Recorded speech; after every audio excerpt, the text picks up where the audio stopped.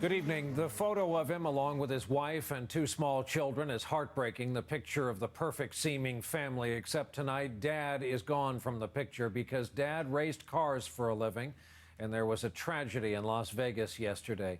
If you're not a race fan, it might all look the same. Cars going way too fast, making only left turns, and taking way too big a risk for a trophy and some prize money.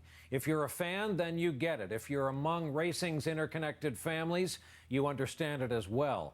At any level, however, the death of champion driver Dan Wheldon is just sad, and before it's over, it may have ramifications for an entire sport.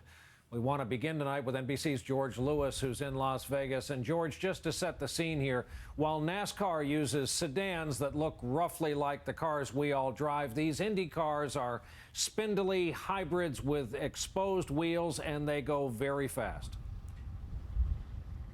Yeah, and they're about 1/3 the weight of a NASCAR automobile, Brian. When you got a pack of them racing at more than 200 miles an hour, separated by just feet, there's always the potential for disaster. But some race veterans say this was one of the worst pileups they've ever seen. Oh, here we go. Trouble, contact, and a huge crash. It happened on the 12th lap of a 300-mile race when the tires of two cars touched, sending them out of control. What followed was a chain reaction of collisions, 15 cars in all. It looks like Dan Wheldon may be involved in it. Wheldon's car launched into the air, hitting the wall in a fiery crash along with several other race cars. IndyCar is very sad to announce that Dan Wheldon has passed away from unsurvivable injury. A two-time winner of the Indianapolis 500, Wheldon, 33 years old, leaves behind a wife and two small sons. His family, friends, and colleagues in racing were stunned by the news of his death. Daniel was born to be a racer, and yesterday left us doing what he loved to do. He was a true champion and a gentleman on and off the track.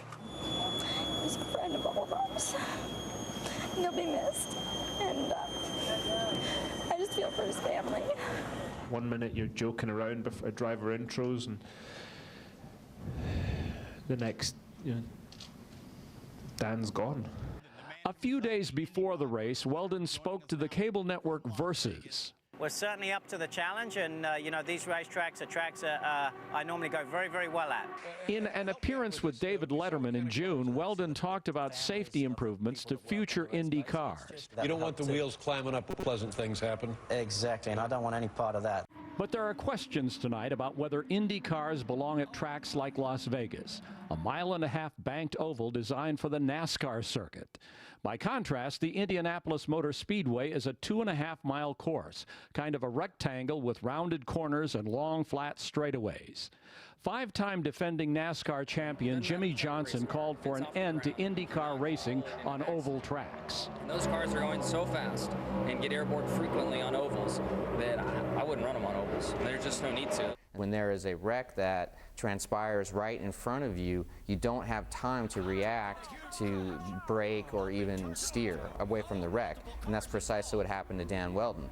And he paid for it with his life.